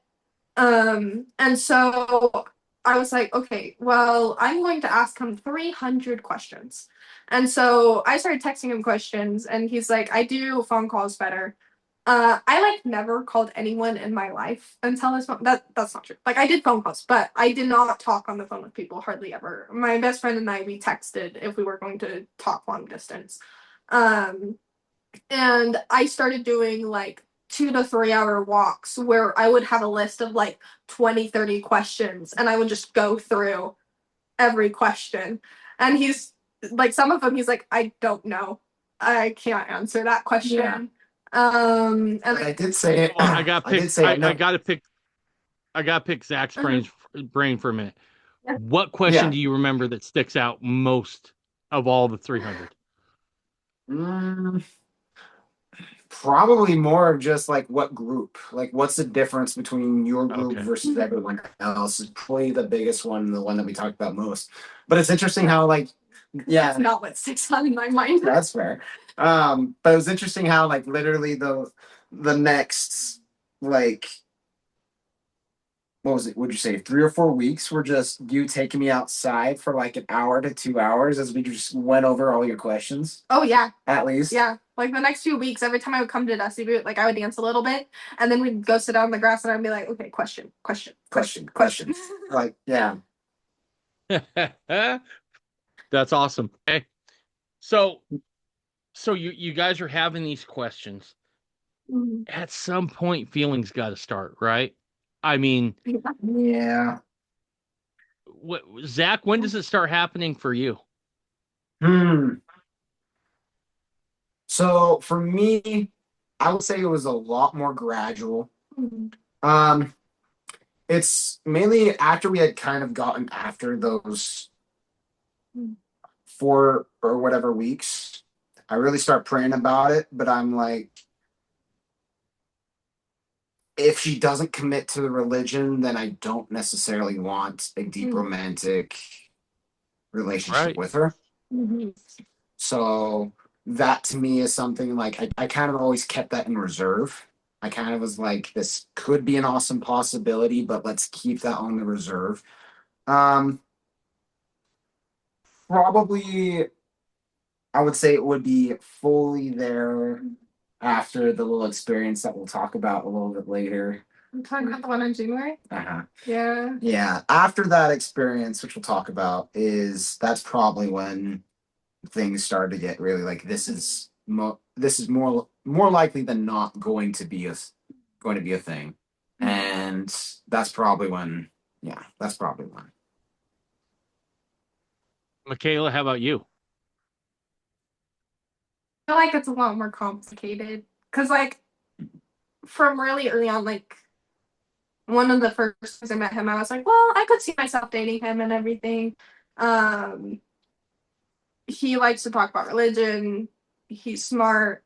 He's handsome. But I've also had plenty of guy friends in high school who were smart and handsome, and I'm more than happy viewing them as a brother figure if they're going to be in my life, kind of thing. It was probably like a few months in, because I think it was before January that I was like, oh no, I do really like this guy, which kind of led to what happened in January. Um, but I was like, but I need to keep him separate because if I come to the place of God tells me to stay in the LDS Church, then this relationship isn't going to work, and I'm not going to force him to come along with me. That's not fair. Yeah. Um, That's another thing too that we both at the time were very prayerful. yeah, Given this whole thing of like, God, where do you want us? What do you want yeah, us to have during this situation? And we very much kind of prayed with where yeah, our relationship should be with everything. yeah. And I was more Gotcha. reading like a bajillion things. Yeah. She caught up to me like within the first 3 to 4 months of started reading material that I wasn't even aware of, just from the history and everything. Like fighting things. Yes. So she learned very quickly Yeah, about polygamous history. yeah. Interesting. Okay. So you pepper him with these 300 questions and he just keeps Yeah. cranking them out. 100 plus. Yeah. Yeah. What happens next? Well, I read a lot of stuff. So I was reading like journal discourses. I think I read Women of Mormondom during this time. I was looking into a lot of the history, all this kind of stuff. And I had compiled a lot of things where it kind of became apparent to me of like, yeah, plural marriage is supposed to be practiced. Um, but then also like I love the temple and everything. I was endowed when I was 19 years old. Um, um, in the LDS temple, and so temple is very very important to me. And so we're reaching this point where the only person I had talked to about it, so the only people who knew was my sister-in-law and my best friend. Those are the only people who knew in my personal life that he was fundamentalist, and I was asking all these questions. Okay. So I told them, and I told my sister-in-law, okay, I'm going to tell them. And she was just like, okay. And I kind of half-ish told them because I kind of chickened out. How And do so, you half tell somebody that somebody's a fundamentalist? I was like, hey, so you know how like I'm interested in looking at other religions. So I think from like time to time, there's this other church I'm gonna go visit sometimes, and yeah, Oh, okay. All right. So But they're thinking like she's gonna go visit the Episcopalians, when in all actuality you're like hanging with the fundies. yeah. And like I think there had been some things that kind of tipped my mom off. Because like also a little bit before this, my mom was like, I feel like 2 or 3 of my children are going to leave the church. And I was just sitting there like, um, Ooh. and so then they got home and I went to Dusty Boot. And my sister, or I think it was my brother, was just like, oh, so did Mckayla tell you? And my mom was like, tell me what? And so then while I was at Dusty Boot, I got a message from my parents of like, okay, you need to come home right now. They had tried calling me a couple times. I don't have my phone on me when I'm dancing because it's annoying to have in my pocket when I'm dancing. So I came home. They had an intervention with me, which they did in fact call an intervention. Which then led to them not being happy about it. And kind of basically the only thing within fundamentalism I gained the testimony of was plural marriage. And it eventually got to the point where I'm like, okay, I have so much pressure from my parents. Like if it's only plural marriage, like even the prompting that I got was whether in this life or the next you'll live this. So maybe what will happen is like I'll marry someone who has been married before and their wife dies, or like I'll die and he'll remarry someone else or something. I don't know. And like I don't want to lose the temple and all these things. And so I'm like, okay, I'm going to stay. And I think there was a blessing in part of that too, of okay, you need to make sure you're doing this for the right reasons. Because Yes. I had developed feelings for him, and that period of, okay, no, I'm staying in the LDS Church helped me to go, okay, what is my actual testimony in these things? And making sure that the testimony I had was completely divorced from him. Yep. Smart. So I'm grateful for that. About mid-January was when I was like, yeah, I can't do this anymore. I can't talk to you. I need to distance myself from all this. And I kind of became angry and bitter for a time. A little bit. Because like he would try to bring things up and it would just start fights. Or I would bring things up and it would start fights. And so after I told him, it was a Saturday that I told him, and then on Monday he'd reached out to me and he's like, can I just have a conversation with you? And when he texted me that, I was actually at the gym with my best friend, and she's like, this is not a good idea.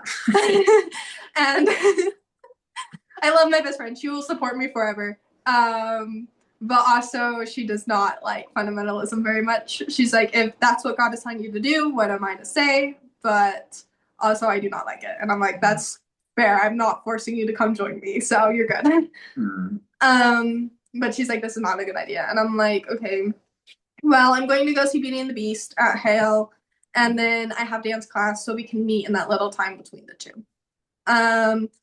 And so he had shown up and he's like, I've hardly slept. The only thing that brought me peace was Psalms, and you know the Psalms very well. Would you be willing to teach them to me? And I'm like, okay, I can agree to that under some conditions of, one, there's at least one other person there, so it's more like a tiny class that I'm teaching. And I need some space first. Yeah. And so then we talked to a mutual friend of ours from the time, who was like, okay, you guys have to go no contact for 2 weeks. That's the only way that I will be the other person showing up for this little group thing. And keep in mind, this is where my head's at too, is during this time, I'm like, okay, if she's not going to be in the rest of my life because of what the Psalms had done and everything, it was, for me, it was like, okay, let me at least have that, and then we can then part ways, and then everything will kind of go back to normal, is what I thought would happen before I met her. So that's kind of where my headspace was at during Gotcha. situation. Yeah. So we went no contact for 1 week. And then we're like kind of ish talking again, to set some things up and everything. it ended up, because as I started working on it, I felt like I needed to include more in this, and it was going to be bigger than I originally thought.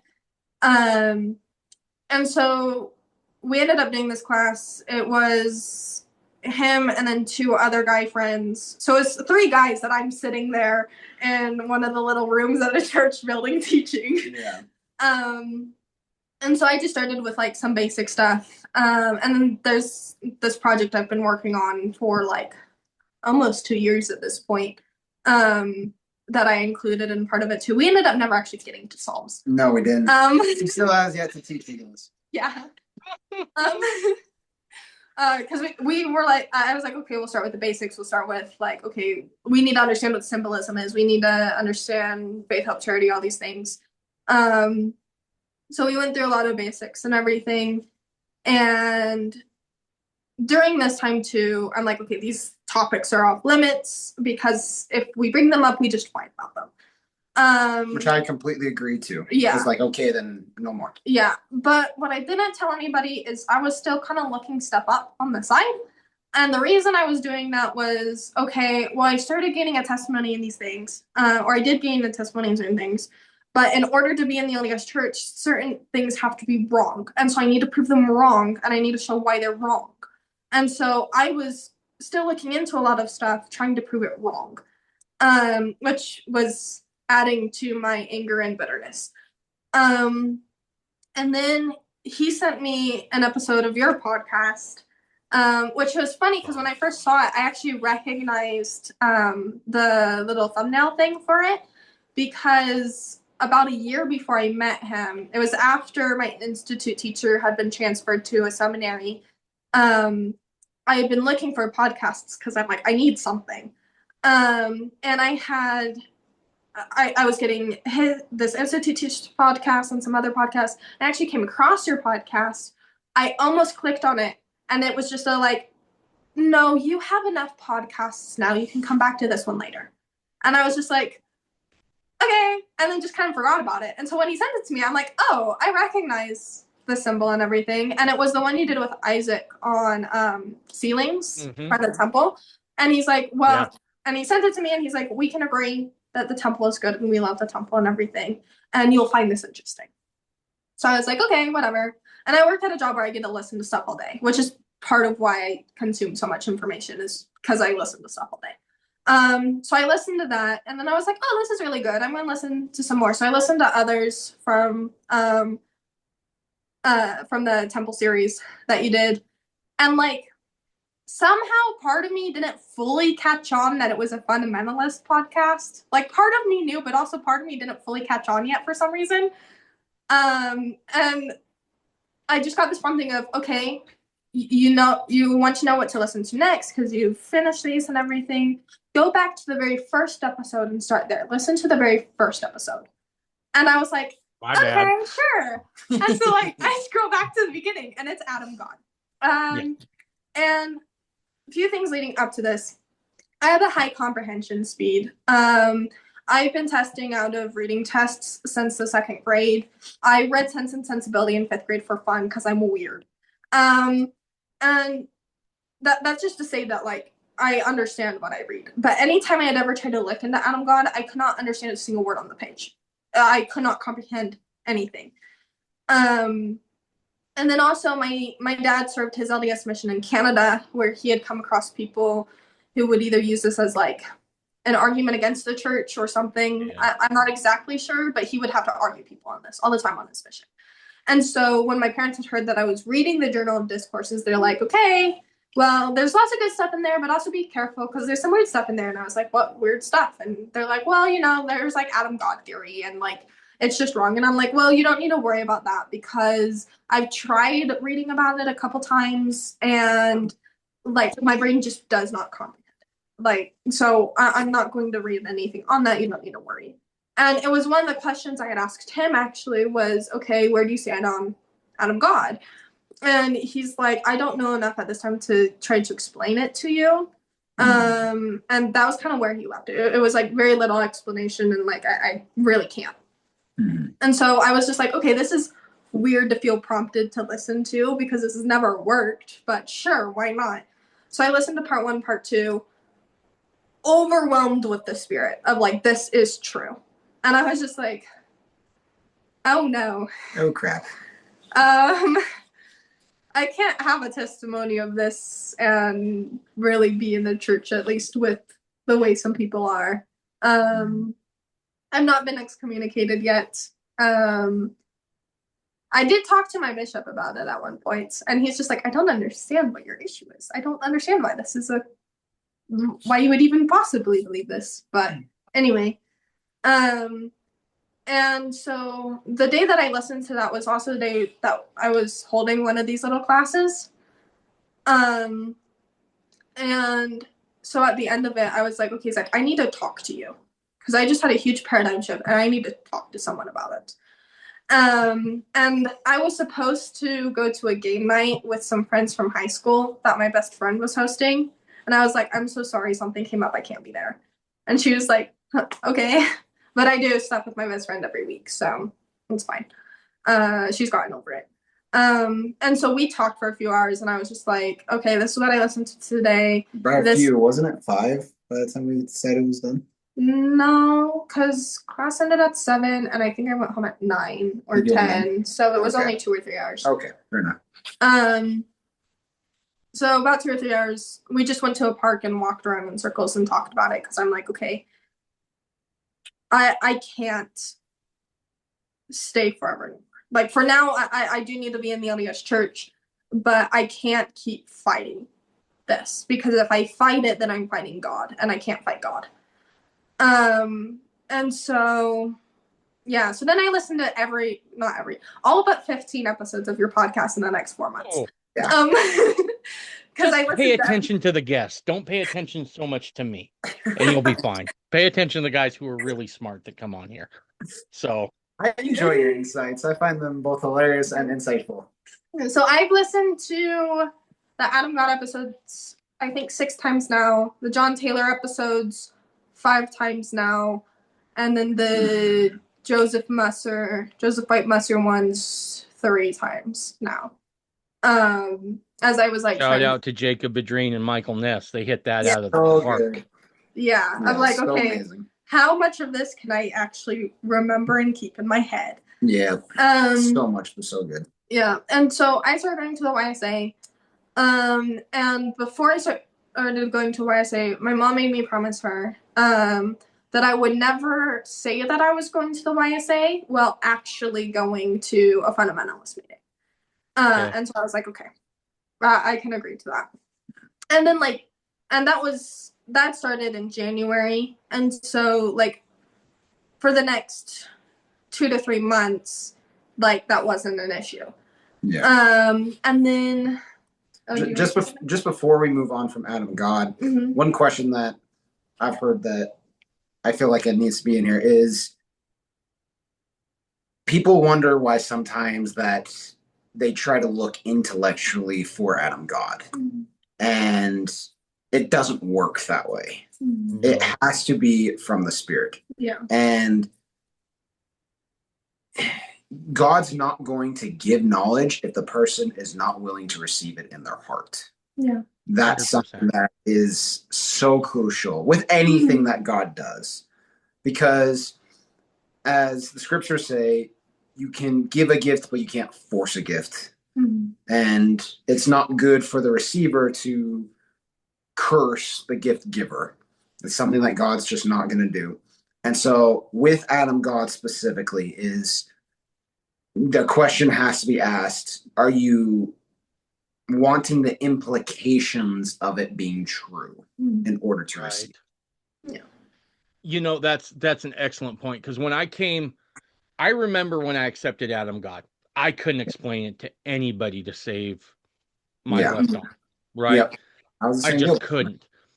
However, because I prayed about it and received a witness, I knew it was true, right? But a few months after I accepted it and got comfortable with it, after I got my answer, all of a sudden things start coming out of the scriptures where I'm like, there it is, right? Like, it's there. Oh, yeah. But we need to remember that Adam God is one of those things that was termed in the early days of the Restoration as the mysteries of godliness, right? Yes. And so I think it's a tender mercy of the Lord that he Yeah. keeps those things hidden until you get to that point of being mature enough spiritually to handle that. And then you can receive the witness. Then you can go off intellectually. And I've tried to tell people all the time, if you can't wrap your mind around it, stop. Yeah. Just stop. Hit your knees and then ask if it's true. And then your proofs will come after that. And it's Yeah. counterintuitive, but it does kind of follow what we see in the Pearl of Great Price with Adam, right? Where he's offering sacrifices and the angel shows up and goes, "Why are you offering sacrifice?" He's like, I don't, because God told me to. Yeah. And he's like, okay, now let me let you in on the secret here, right? Yeah. Adam God works much the same way. Yeah. And for those who don't know, very brief overview is that you have Adam, who is our current God, father of both body and spirit. Then he is also working with his father, and then so on and so forth in the council of gods. It's a family business. Yeah, family business is a wonderful way to describe that. Yeah. Yep, absolutely. Anyway, didn't mean to interrupt you, Mckayla. Go ahead. Yeah, so April conference that they do, I attended the barbecue for, and it was really interesting going to that.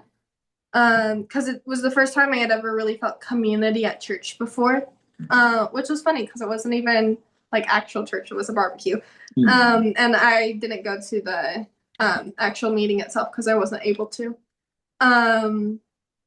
But yeah, that was really good. And then kind of things progressed, and then set up a meeting for my dad to talk to him in July. The first one was July, and then the second one was August. Right. Yeah. 7-hour meeting. Yeah. That was supposed to be like a get to know you thing. Yeah. I left 3 hours in because I had to work in the morning. Yeah. And it was supposed to be like a get to know you thing. It kind of turned into a theological debate. Yeah. And that's what most of the conversations have turned into, which again I don't like. For the second one, the one in August, we went in with, okay, you're going to kind of ask for a blessing, but if he says no, then oh well, let him know what we're doing it. We're going to date, but we would prefer your blessing. But if you're not going to give it, okay, because my dad's not going to give it. Yeah, at least we owe you the common courtesy of what we're doing. Yeah, at the very least, Look, we're not trying. As a dad of 3 daughters, here's what I can tell you. If the only thing you were ever exposed to as far as fundamentalism is what came out of Short Creek during Warren's reign, I get it, right? Yeah, I don't so do fault your parents one bit, right? I would, if knowing who I am, and if the shoe was on the other foot, I'd probably be like, what in the bluest of blue hells are you doing?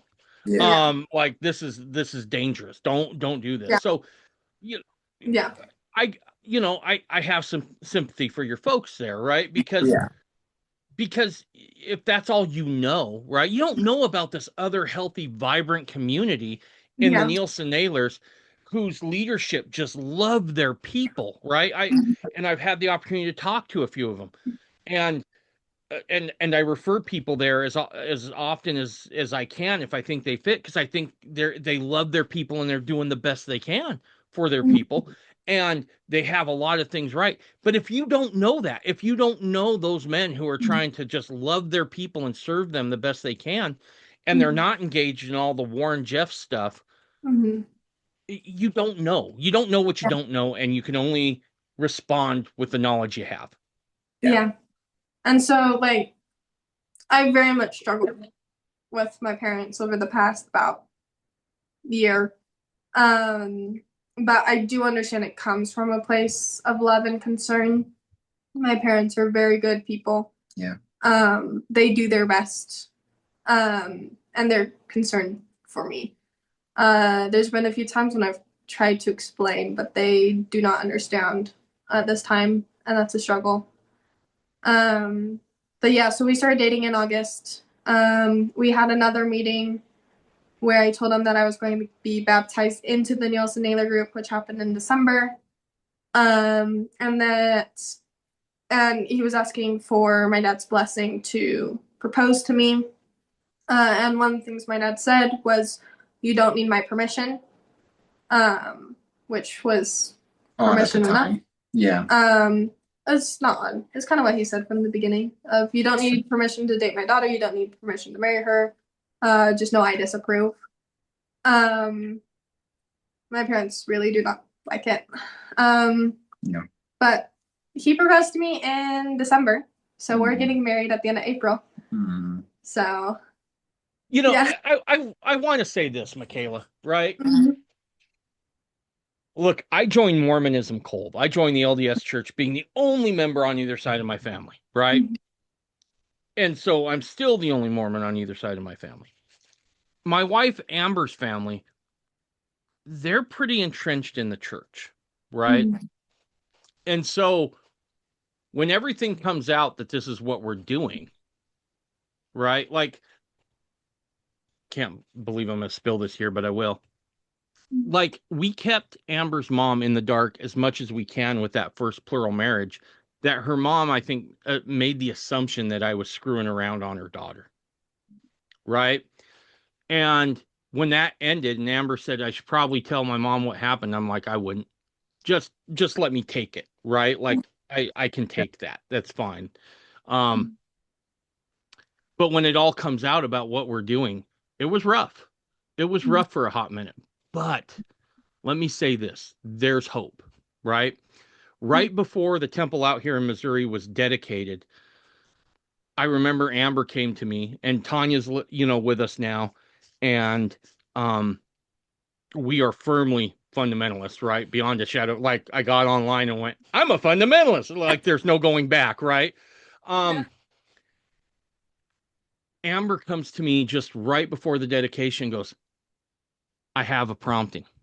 And I'm like, sweet, what is it? She's like, I think I should invite my mom out to tour the temple. I was like, you're nuts. Do not do that. And she was like, no, I really feel like this is what we're supposed to do. And I'm like, okay. I was like, I'll pay for the plane ticket, everything. Right? It's fine. Bring her out. And so she comes out and she agrees to take a tour of the temple. And I asked Tom Zitting out here. Great guy. I love Tom to death. I said, would you give my mother-in-law a tour? And he's like, well, why don't you just do it? And I'm like, because I'm me. And she's not going to take anything I have to say very well. Right. And Tom was the perfect guy for that. He did such a great job. And I got home. So we went home that night. I had to run out and grab some dinner, right? We hadn't had dinner. It's about 7:30. I'm like, you know what? I'm just going to run down the road. I'm going to grab some Five Guys. I'll bring it back. No problem. I get back and it's my wife, Amber, my mother-in-law, and Tanya all doing pedicures together. And I'm like, now I could sit and enjoy this sight, but I know my general presence will screw this up. So I'm just going to go upstairs, right? I'll go work on the podcast or something like that. But I'll say this, with the birth of me and Tanya's son, Asher, he recently got pretty sick with RSV and was in the hospital. My mother-in-law called Amber probably 3 or 4 times to check up on him. Right now, everything's not perfect. Everything's not smoothed over. No one's coming to join up with us. Right. But my point in that is that give it time. Right. Once they start seeing that, you know what, Mckayla's really thriving here, and she really loves her husband, and Zack really loves our daughter. Those things can soften. I'm not saying they're going to, but don't think that it's without hope, because look, if my mother-in-law, who I just grate on, I understand, right?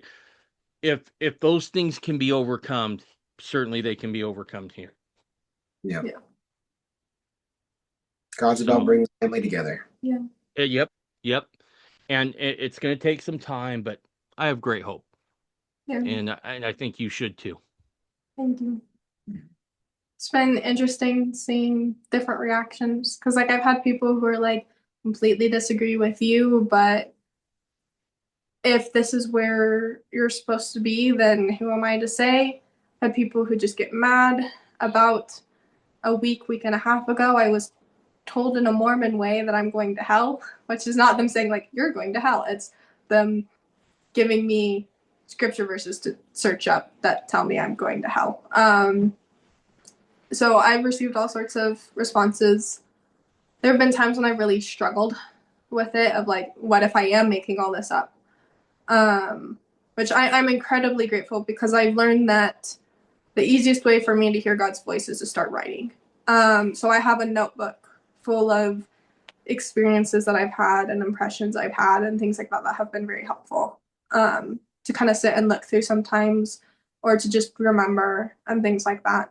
But yeah, that's kind of where we're at now, planning wedding. And then I'm working on a podcast because like a year ago I felt like that was something I needed to do, which scared me to death.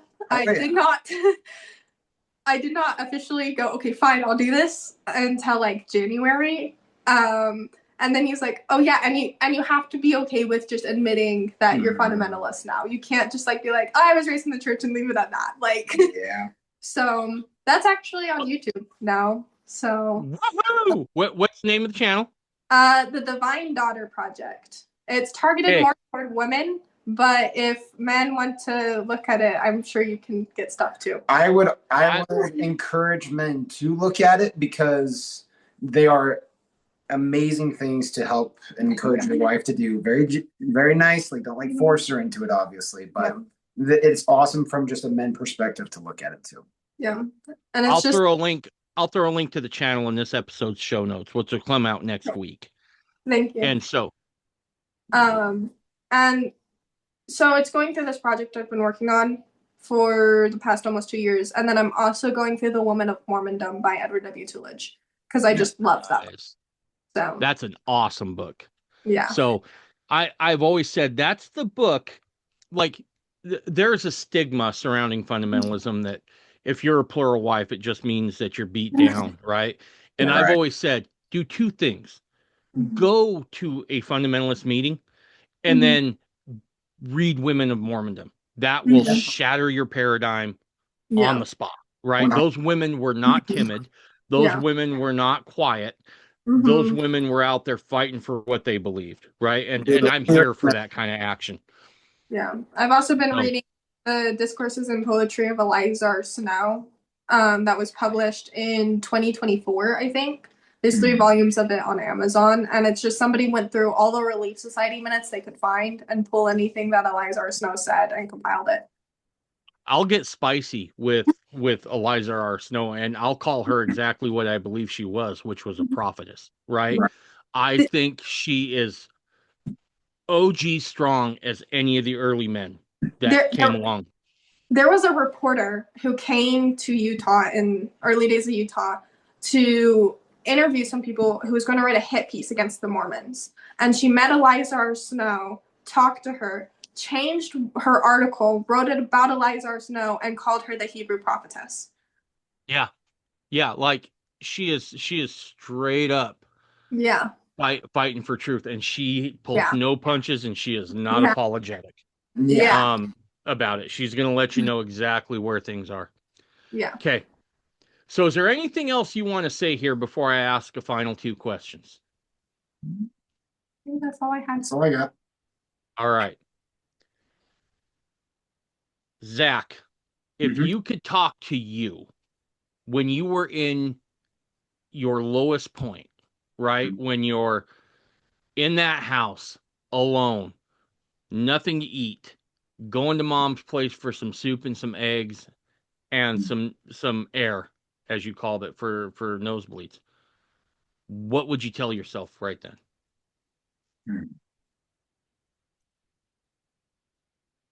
This is going to sound a little weird, but take every moment you can and use it. Because that's one thing that I kind of wish I'd done a little less on is sitting on the couch scrolling. there are things that I could have done that if I had done, I would have been better. I could have, like, I had an opportunity to play like learn the guitar and piano and that kind of stuff. And I kind of wish I had done that. Is even if you're really going through a hard time, pray to God, see what opportunities you do have, even when He's telling you to wait, because that's what that was Him telling me to wait for things to become get ready. And so it sucks a whole lot, but take advantage of the time you have. Absolutely. Okay, Mckayla, Mm-hmm. what would you tell yourself going back now to the young woman who first got introduced to the fundy guy who just happened to be a great dancer as well? What would you tell her?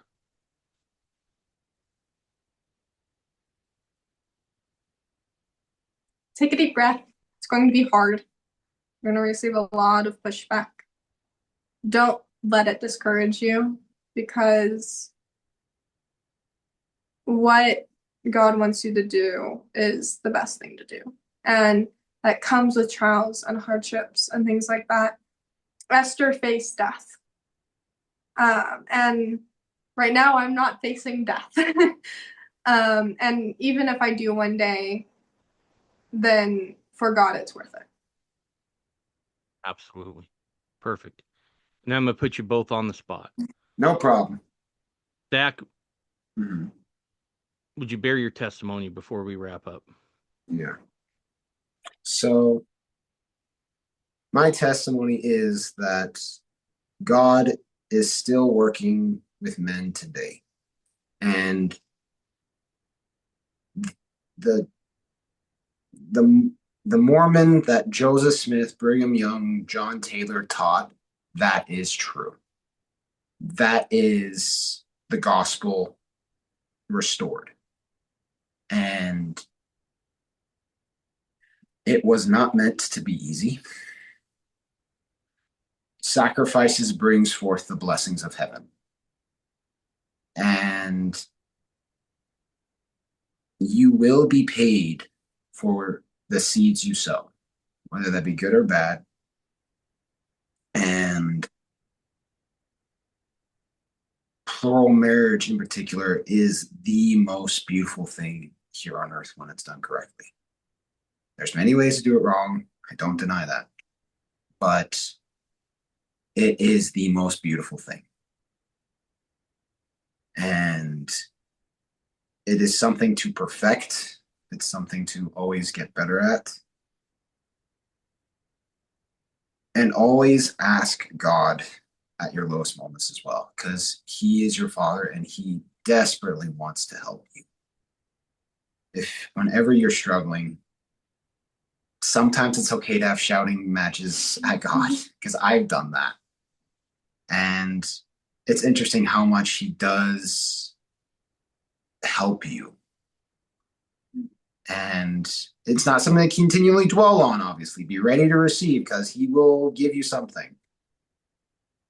But your Father is watching you and He cares about you. So Excellent. Mckayla? God loves His children very, very much, more than we can possibly understand. To descend is one of the greatest things that someone can do. This was taught a lot in the early church. Our parents did that, our brother did that, and it's something that we have to do. Yea, though I walk through the valley of the shadow of death, I will fear no evil, for thou art with me, thy rod and thy staff, they comfort me.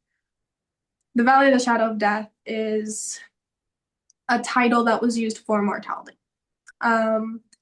This life is very hard. If it's not hard, you might want to double check yourself to see where you're at. Mm-hmm. We're going to go through fire, but the fire is what refines us. The pressure is what refines us. And God will be there with us through it all, no matter how hard it gets.